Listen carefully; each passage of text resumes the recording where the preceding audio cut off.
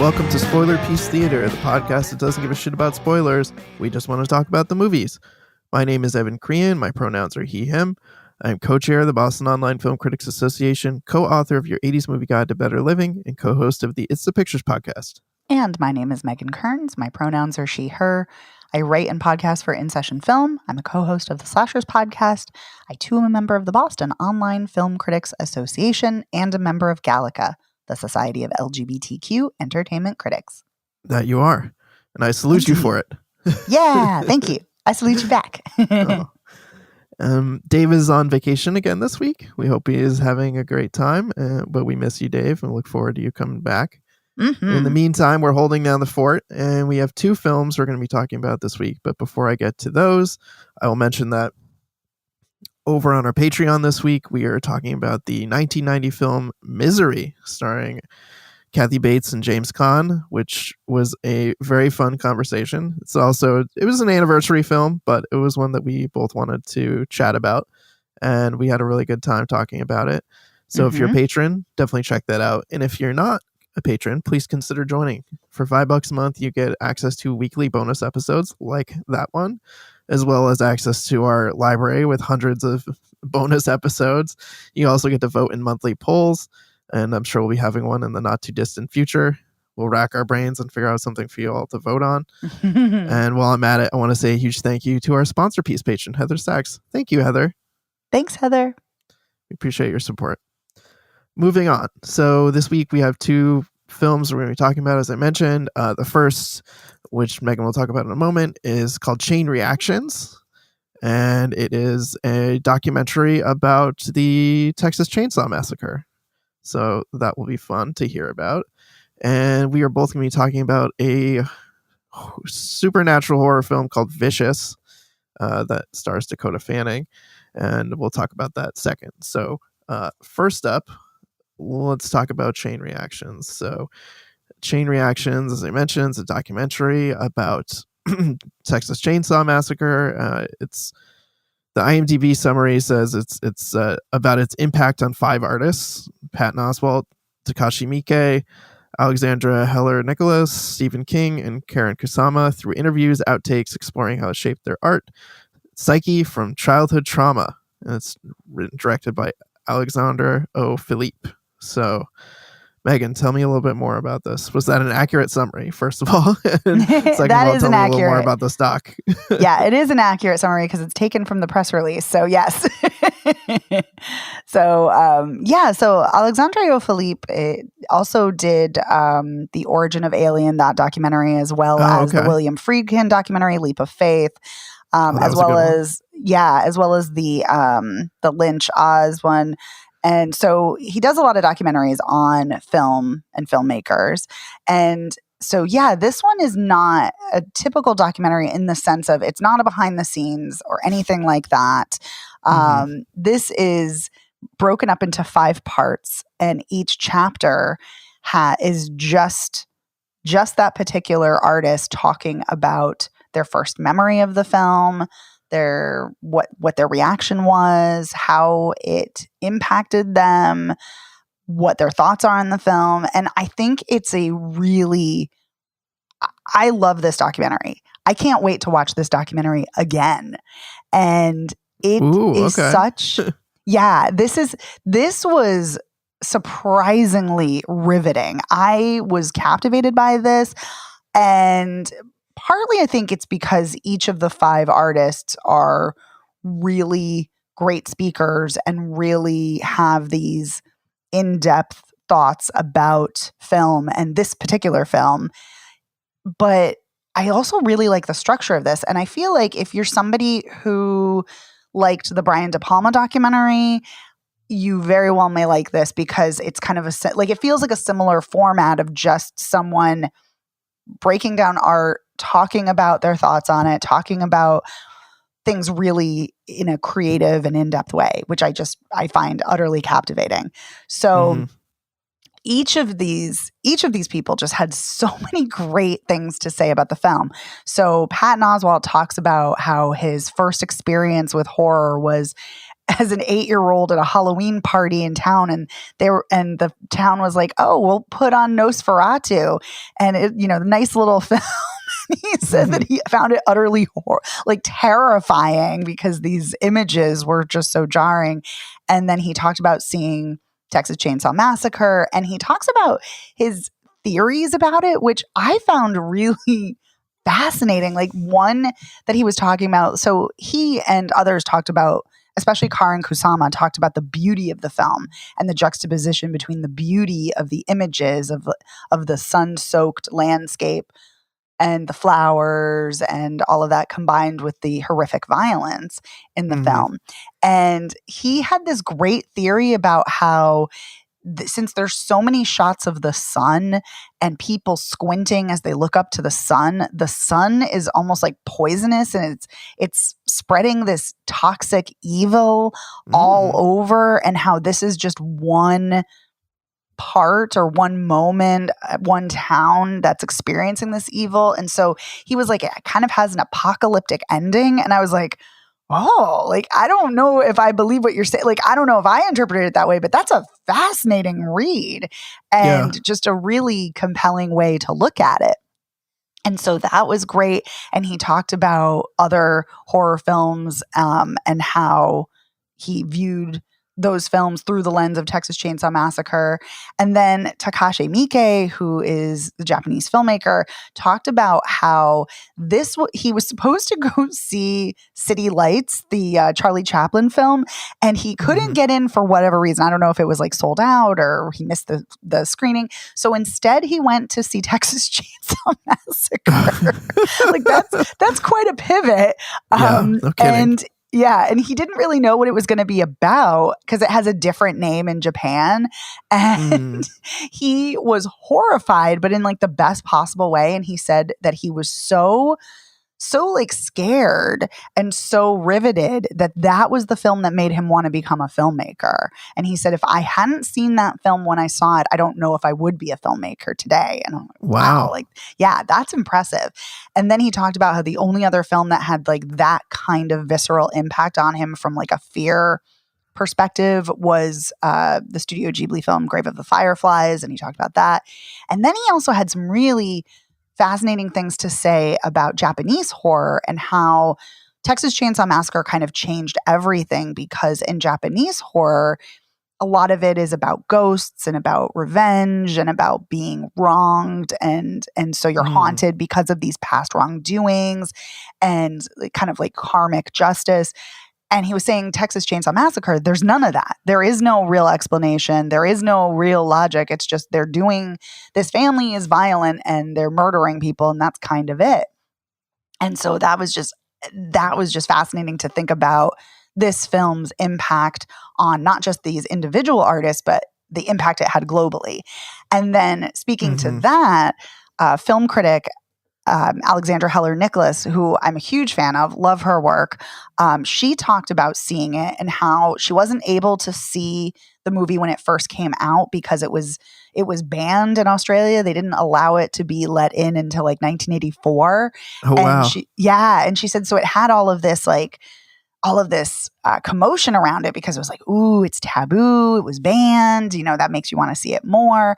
And she said that it kind of had, horror had kind of this gendered notion of like, this is for boys. And so that made her want to see it more. And then it was also on this really grainy, awful print. And what's fascinating about that, she said that because it was such a bad print, everything looked kind of yellow. It had like a yellow pallor over it.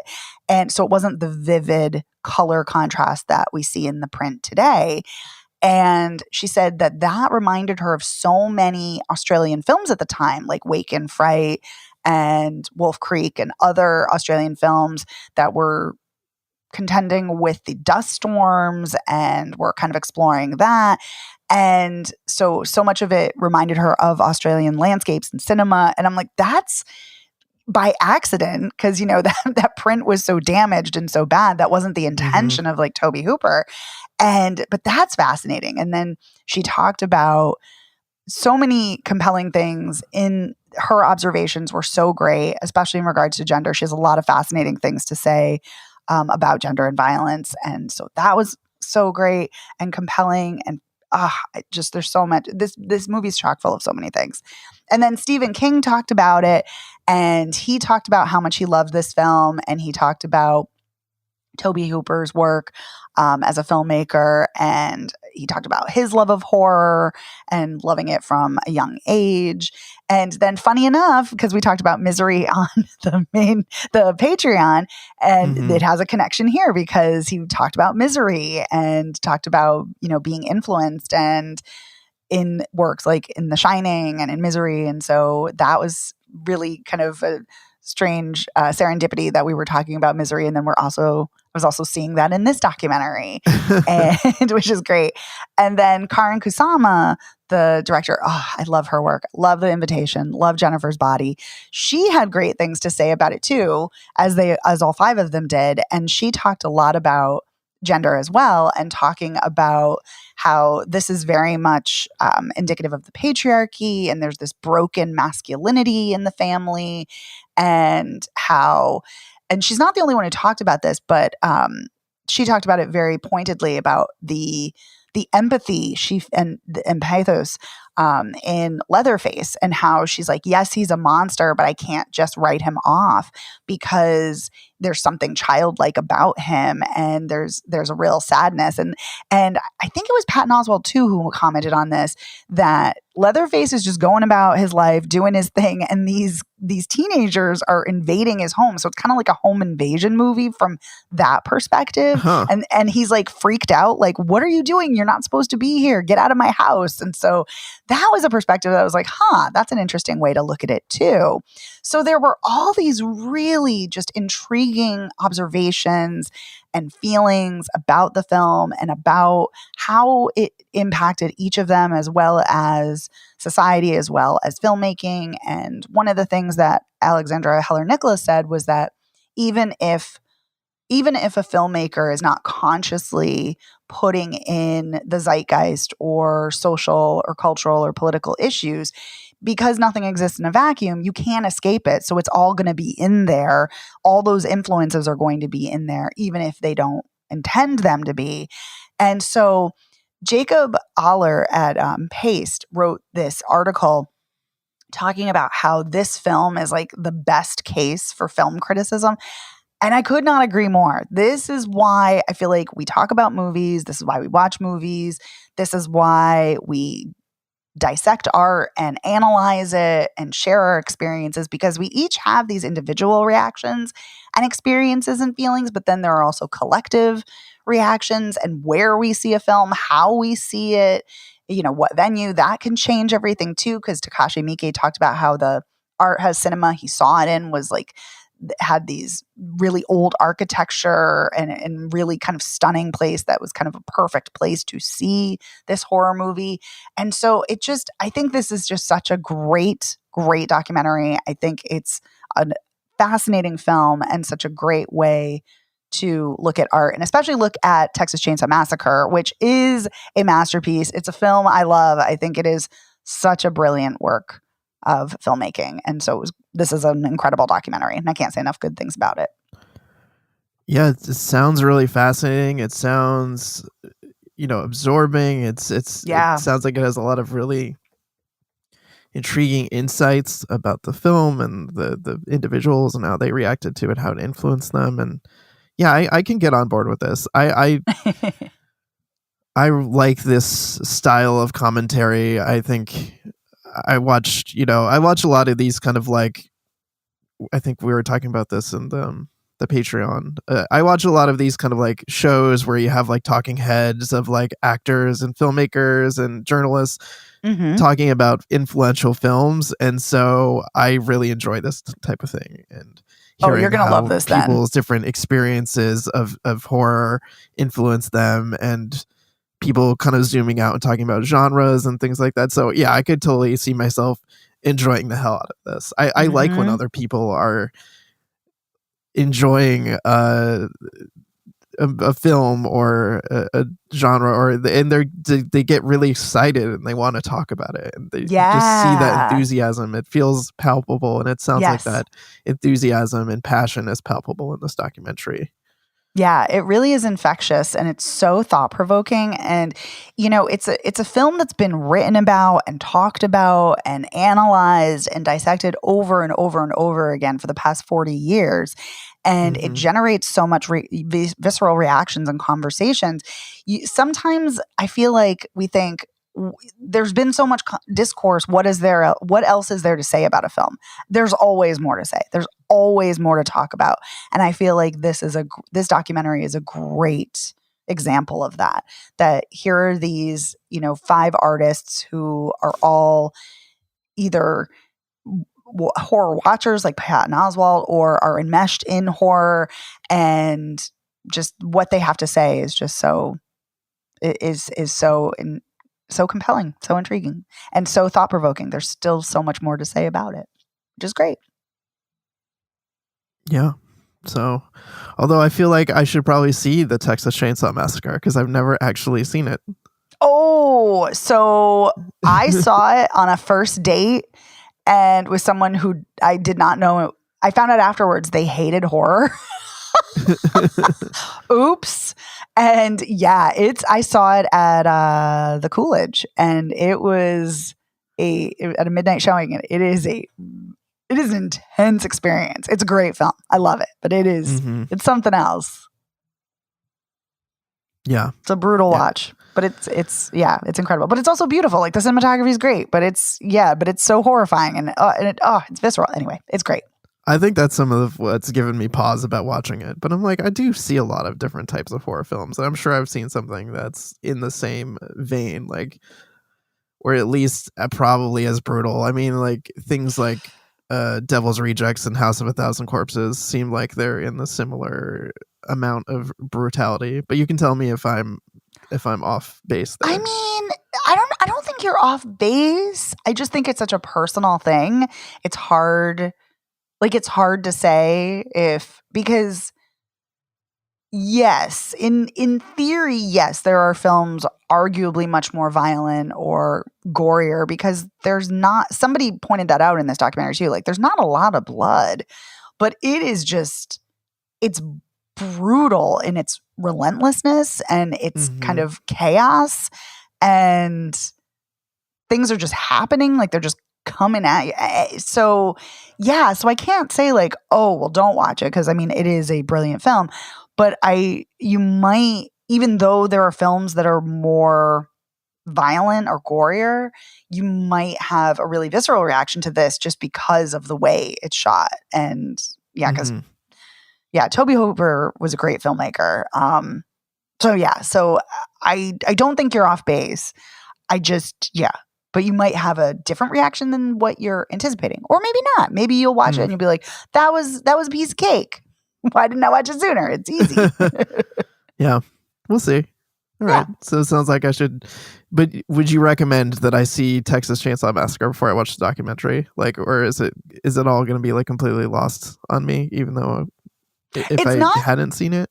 Yeah, it's not going to be lost on you, I don't think. And they do show clips of the movie to accompany what each of the artists is saying. I don't think it will be as impactful. It's going to spoil the movie, which, I mean, obviously, spoiler piece, we're used to spoilers. Yeah. Right. It's what we do. So, but yeah, I definitely think it'll add layers of appreciation and understanding for what they're saying if you've already seen it. But I don't think you necessarily have to if you didn't want to, because they accompany what they're saying with clips of the film. Okay. All right. Fair enough. All right. But I think everybody should see it. So in that way, I would say see it because it's great. Okay. Fair enough. Did you have anything else you wanted to add? No, I was already like excited to see this, but this blew away my expectations. I was even, like I said, I feel like I need to watch it again just to absorb more of what it was saying. It was great. Yeah. I mean, that's always nice when that happens. And B, that listeners, if you don't watch a lot of documentaries, I'm going to tell you that's a mark of a terrific documentary, because I don't really watch documentaries more than once. I think one of the ones I have is Class Action Park, but mostly just because I laughed so hard throughout it. But But aside from that, Yeah, it's funny that you say that. I don't rewatch a lot of documentaries either. There are a few, like The Painter and the Thief, Free Solo. Mhm. Those are one. Yeah, it tends to be ones that I have a real emotional raw reaction to. And this Mhm. one is more kind of a cerebral, thought provoking, but there are a lot of emotional things too, like talking about, certain things. Like, for instance, Karan Kusama talked about like the death of her brother. And I think he died on like the day the movie came out or something. Anyway, so she was talking about that, and people were talking about emotional things in their lives too. So there is an emotional component. But yes, you're absolutely right, Evan, that is a great marker of a great documentary. Yeah. All right. So shall we move on? Yeah, let's do it. All right. So then let's move on to Vicious, which is written and directed by Brian Bertino. It stars Dakota Fanning, as I mentioned. It also has Catherine Hunter, Rachel Blanchard, and I feel like those are the only people that I knew from the movie. And I'll give our IMDb's one sentence. It's: a woman spends the night fighting for existence as she slips down a rabbit hole contained inside a gift from a late night visitor. I feel like that's unnecessarily vague and confusingly worded, but Yeah. Catherine Hunter plays this woman who shows up at Dakota Fanning's store in the middle of the night, like a snowy night. Seems like around Christmas time. Mm-hmm. And for the backstory, Dakota Fanning is kind of like thinking about going back to school. She's kind of, I don't know, trying to figure her life out. She seems like kind of a mess. Like, she gets in and you hear like all the messages that have been left for her. All people like need stuff from her, like, don't forget to bring the cake, don't forget to do this. Her mom's like, call me, we got to talk about this like interview or whatever we gotta have. And so, this stranger shows up in the middle of the night, in the middle of like a snowy, cold night, and is like, I don't know, I used to love someone that lived here or something. Like, she seems confused. And so Dakota Fanning's like, okay, come in, sit down, like, I'll give you water, give you tea or something, and we can figure out what's going on. We can get you a ride home, we'll get you where you need to go. And then the woman is like, okay, I'm gonna get started. And she's like, what? And she like whips out this box and she's like, this is yours now, you get to have this box, and here's an hourglass in it, and basically have fun. And she's like, okay, lady, you're creeping me out, you need to get the fuck out of here, I don't care what your deal is, you're scaring the shit out of me. Because she's like, yeah, by the way, you're gonna die tonight. That's also what she says when she gives her the box. Like, you're gonna die tonight, and good luck, have fun with this. So she sends the woman on her way, and then the box is just like sitting out there in the middle of the road. And I don't even think she goes to get it. It just like appears back in the house, right? Yes. Yep.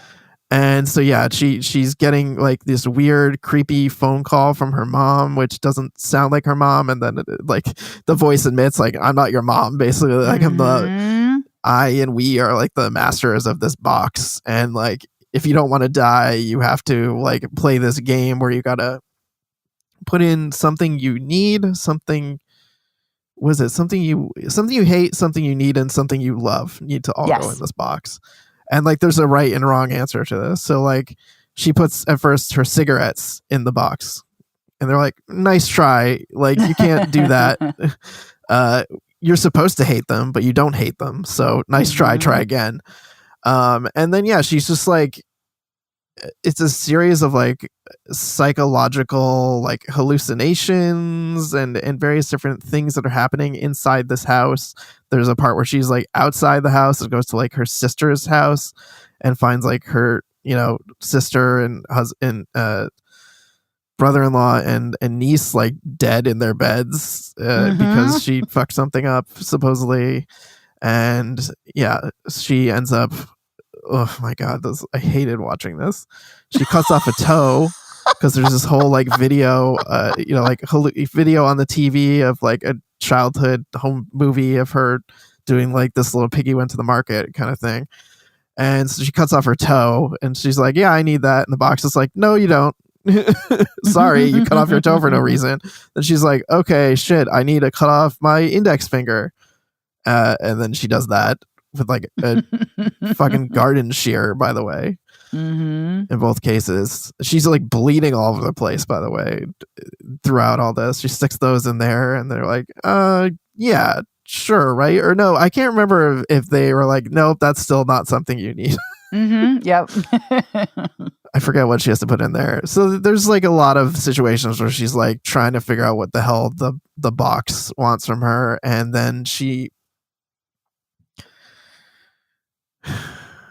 she puts like a lock of her niece's hair in there as like something you love, and then I can't remember if that finally satisfies it or if they're like, no, there's still something you got to do. So she ends up like trying to pawn the box off on this other girl. She's like, I think she figured out, I was like, that's what I have to do. I have to just give this to somebody else and have it be someone else's problem. Doesn't she also put like her ring in the box too, like after the hair or something? Yeah, she puts I think a ring in there. I don't know. She puts a lot of stuff in the box. There's a lot of trial and error here. And if it sounds like I'm giving a confusing summary, I'm gonna say that that's because the movie is kind of confusing in places and not like just unclear. And we'll get to more of that in a moment. But yeah, there's a lot of back and forth. She gives the box to this other girl who's like home alone. She's like, here, take this box. And then she's like, now this is your problem. Like, now you're gonna die. You deal with this.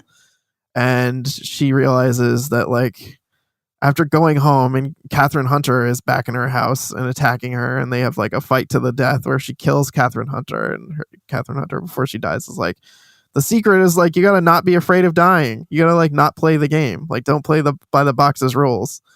And then she like passes out and like wakes up the next day. By the way, unclear whether she actually has that finger or not based on like the shot.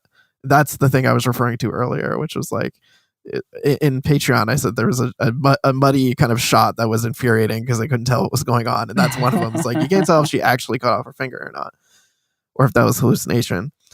But she wakes up and seems like everything's fine. Her niece is fine and her sister's fine, although like annoyed because she was there in her house, like knocking shit around in the middle of the night. Her like clothes are on the floor. She like knocked a bunch of shit over. That actually apparently did happen. But she goes back to the girl that she gave the box to, and she's like, you know, don't play by the box's rules. Like, don't give in. The girl's like, I don't know what you're talking about. Like, you should leave. And then it turns out like she closes the door and she killed both of her parents and like definitely cut off some fingers and is like trying to still playing with the box. So yeah, I did not like this movie. As you couldn't tell. Did not like it. I found it tedious. I found the rules of the box kind of confusing. I also just didn't care. I didn't care about this main character. Like, and I think it's a problem of like character development of not feeling like I necessarily know them well enough. And I think Dakota Fanning is fine in this. I don't think it's like a bad performance, but I just feel like this movie is not well written and it's doesn't look very good. It's muddy. It's hard to see. It's cut together in kind of a confusing way where like the rules of the box seem unclear. And also I'm just like, so the point of this is that you're not supposed to be afraid of dying. That just feels like kind of a cop-out. A cop-out and also just like a not very interesting point to make for having had this character go through all of this, all these psychological hurdles. And you know, maybe she cut off her finger, maybe she didn't, maybe she, you know, I don't know. At the end of the day, I'm like, when you're really not clear about what did or didn't happen, and you really don't have anything compelling to say after the character has gone through what I think is a pretty harrowing journey throughout the film. Yeah. I'm just like, what am I left with? Why did I suffer through this movie with this character? Why did I suffer through them in grisly detail, cutting off, you know, appendages just for the shock value? I don't know. But yeah, I was very frustrated by this movie. How did you feel about it, Megan? Yeah, I felt very similarly. I was kind of laughing because I was thinking about one of the things that Takashi Miike said in the documentary Chain Reactions. He was talking about why he depicts horrifying imagery, and he says, I like to have my audiences feel pain, like to feel the pain that's happening on screen. And I'm like, yikes. which, if you've seen a Takashi Miike film, that's not a shock. Right. But but I was kind of thinking about that here, like, is that what Brian Bertino was trying to do, is make you feel the pain? I don't know. But yeah, no, I felt very similarly to you. I think the same thing. Dakota Fanning, not Dakota Johnson. Totally different person. Dakota Fanning. I almost wrote that in my notes because I'm used to like saying Dakota Johnson more than Dakota Fanning. I know. Yeah, Dakota Fanning is fine. Like it's fine, as in it's an okay performance. Like it's not bad by any means. It's just okay. But I think a big part of that is because she's not given much to do, which sounds strange because you're right. There are these emotional hurdles and challenges. And when you were talking about this harrowing journey, it is in theory, but it didn't feel harrowing. It doesn't feel monumental because I didn't know anything about the character, didn't really care about her either. Right. And everything is so muddied. The cinematography, I could barely see what's happening. And it's kind of shocking to me because it's the same DP, Tristan Nyby, who also did Brian Bertino's film, The Dark and the Wicked. And that's an incredible film. And the visuals are great. And so I'm watching this, I'm like, what is happening? Like it's just kind of surprising to me that it's the same filmmaker, same DP. It's shocking. And yeah, there are lots of other mystery box films, and this it's very convoluted, and not because there's too much exposition or the mystery is unclear, it's too ambiguous, and it is ambiguous. It is an ambiguous ending for sure, but that's not what makes it convoluted. It makes it convoluted because it's like, I don't really care what's happening. Right. So I'm listening to you talk about the plot, and you're like, oh, did this happen? Did it not? And I'm like, yeah, I don't know if I really care, like, right. but I know I should, because it's gruesome and horrible that she thought she had to chop off her toe and chop off her finger. Like, conceptually, that's a challenging thing, of course, and it's brutal body horror, but like, okay, and like, I don't know, I just didn't really like this either. I didn't like the writing. The lack of character development was frustrating, and the visuals were just too murky, and those were also frustrating. I will say, to the film's credit, I did kind of like that ending with Tara, the other girl, and when Polly, the Dakota Fanning's protagonist, she's like, no, give me the box. I should never have given it to you. And she says, like, I don't know what you're talking about, lady. Like, and so you think that's just another possible hallucination. And then when Tara goes back in her house and you see, like, written in blood, like, don't listen to her, don't trust anyone, don't listen to anyone, she lies. And then I also noticed that she was saying something different. She had, I guess, different rules for the box, because one of the things she said is, put in what you want, which I thought that was interesting. I'm like, oh, so is it different rules for each person? I don't know. And we don't know. And then in an interview at Polygon, Brian Bertino said that he was inspired with this film through his panic attacks that he had, and kind of the point that, like, you can never shake your panic attacks. They're always there. And I'm like, okay, I get that. Again, conceptually, I don't think that works very well here. And then he also talked about the ending of the film. I love how all the movies that we're talking about this week, including Patreon, are all connected, because he was inspired by one of his favorite films, Texas Chainsaw Massacre, in the last shot of the film. Yeah, when you have Polly, like, standing in the street listening to the phone. And I get what he's saying, but I'm like, you wish it was Texas Chainsaw Massacre. You wish it was as masterfully done. But I get what he's saying, because it's like, it's kind of like, oh, Polly got out, but at what cost? And she will always be carrying this around, this burden, and potentially always be haunted. She's never really free, even though it's sort of a seemingly happy ending. I don't know. I just didn't really care. So I also did not like this, like you. Yeah. Yeah, just it's shocking this film's inability to get you to care about what's going on, despite the fact that you really should, given that this is Yeah. supposed to be like a deeply personal psychological thing. Like Right. the thing that she hates turns out is like her dad's cross. And it's like you find out that her dad like died of cancer, and she's like, I hate God. And I felt like that was just on its own like really obnoxious that was like the thing that she hated and had to put in the box, but like could have been really interesting, like this Yeah. dying father and feeling mad at God because you feel like you tried to pray and do what you could do and it didn't matter. And so that could have been really interesting. But then they also throw in this like zombified version of her dad that's like attacking her. And like there's a Yeah. couple of like really intense jump scares where she gets like locked in a closet and he like jumps on top of her and is like tries to pull her under the bed and she almost like doesn't get away. So I'm like, this feels like it belongs in a different movie. Yeah. Yeah. So I don't know. I don't know how much more I have to say about this. I'm just like, I feel like the things that didn't work are like really didn't work. And as a result, like the whole thing just kind of falls apart. Yeah. This again, what could have been great because I really like The Strangers. I think The Dark and the Wicked is great.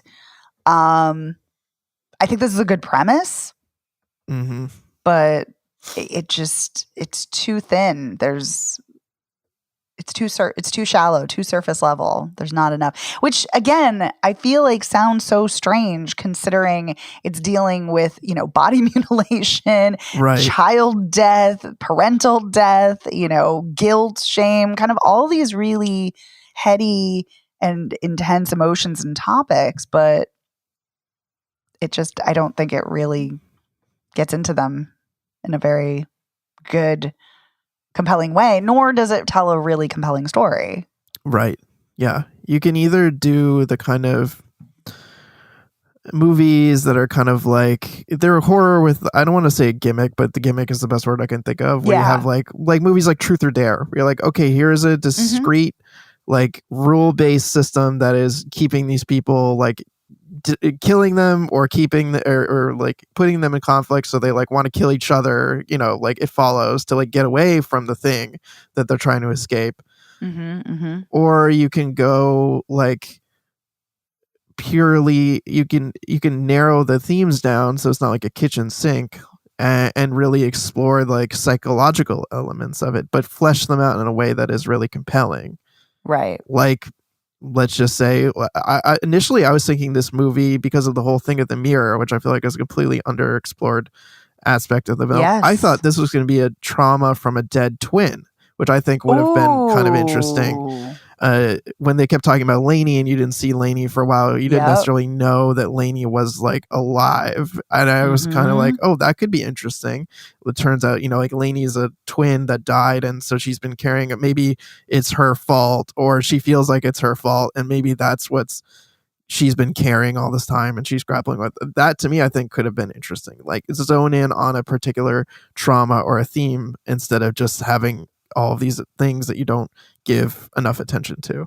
I think that's a great point. That would have been really, really fascinating. And there have been other horror movies that have explored, like lost twins in a really disturbing way. Like I'm thinking of like Goodnight Mommy, that first came to mind. But there are lots of others. But that would have been really interesting, and kind of this idea, like, is Lainey real? Is she not? Yeah, that would have, and playing with the reality and the mirror. And I mean, mirrors are used so often in film, especially in horror movies, and often to great effect, great visual effect, great emotional effect. But I think that's what's so frustrating here is it's just missed opportunities. Yep, so many. And even when it seemed like, when the mirror was like cracked through and she was seeing the flashback of like Catherine Hunter seeing her through the mirror, that could have been something really interesting. But again, it's just not explored. Yeah. I will say, yeah, and again, I feel like there is something kind of interesting. Like, in order to stop the curse, you have to pass this on, which, you mentioned It Follows, and then it's also thinking of like The Ring. Mm-hmm. Like you have to, Smile is another one where like you have to pass this curse on, and that's the only way to kind of escape it. Final Destination. I was just thinking Final Destination. You were reading my mind. Yep. There's so many great films and okay films that, have this kind of premise. So that could have been something more too. But yeah. Yeah. What a bummer. Yep. Yeah, listeners, if you listen to the show with any regularity, we're just as bummed out when we don't like something, and especially when we feel like there's a decent premise buried under all of this that didn't come to fruition. So there's nothing sadder than like a good idea and some missed opportunities than like if you just like thought the premise was like shit in the first place. You're like, there was just never going to work. They just had a bad idea and bad execution, and it was all just bad. Yeah. Yeah. And like, I'm really even more frustrated because after I read that interview at Polygon, I'm like, I love the idea of incorporating like panic attacks or, your own mental health struggles into your film, especially a horror film. Oh, man. Yeah. Imagine what a movie would be like if you keep the box and maybe even the timer, but like you have to do stuff to like put in the box to stop the panic attacks from happening or something. I mean, like that could have been really that intriguing. Would have been something. I like that you're rewriting this movie and making it much better. Well, I think that's the other thing too, is that even though the rules are laid out, I feel like they're kind of not, because I kept questioning like, okay, does she have to do it all at once? What if one thing satisfies all three things? Right. Yeah. What if, like, do you have to wait for the time to run out just to do the first one, the second one? And I mean, I guess that's it. She's not given a lot of instructions, but so we as an audience don't know any more than what she knows, I guess. Right. And it seems like the hourglass seems to reset after it's satisfied with something or another. It like increases the time again. Oh, is it? I didn't even realize. Okay. Well, I missed that. Yeah, that's what I gathered, is that like it started, running low, and then when something happened, it was like, okay, then now it it's resets. like back going again.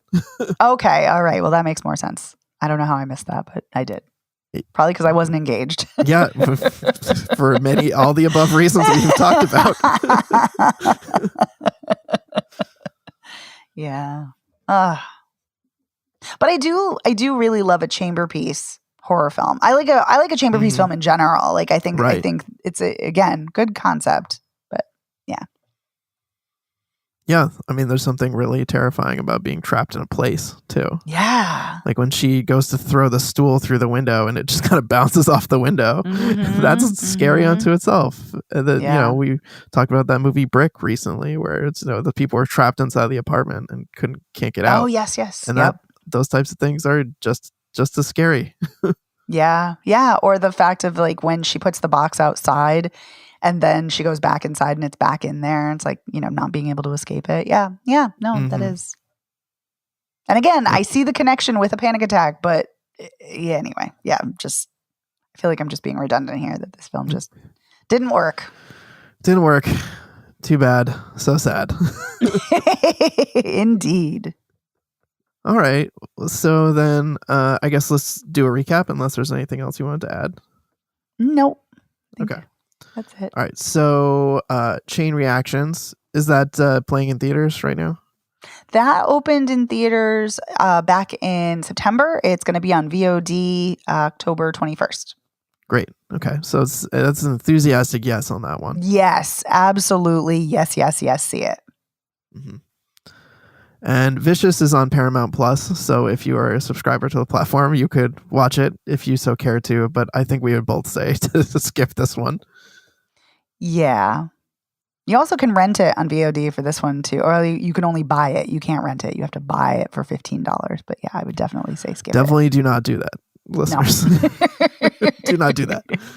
But if you do have Paramount Plus and you do see it, and you have a vastly different opinion, I would love to hear that opinion. I would love to hear your take on the movie and why we're wrong. So yeah, what are we missing? I'd love to hear that.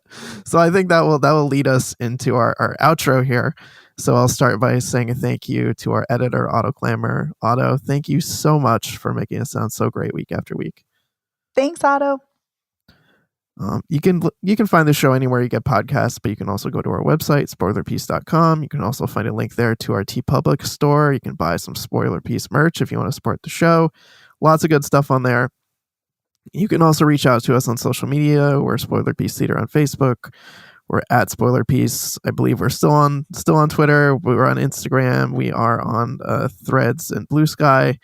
And if you want to email us, spoilerpiece@gmail.com, you can tell us your thoughts on Vicious or Chain Reactions or basically any other movie you've seen, want to tell us about, or we've already talked about and reviewed. Love to hear from you.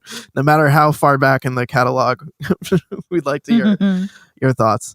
And if you like the show, please go to ratethispodcast.com/spoilerpiece, and that will take you to your platform of choice.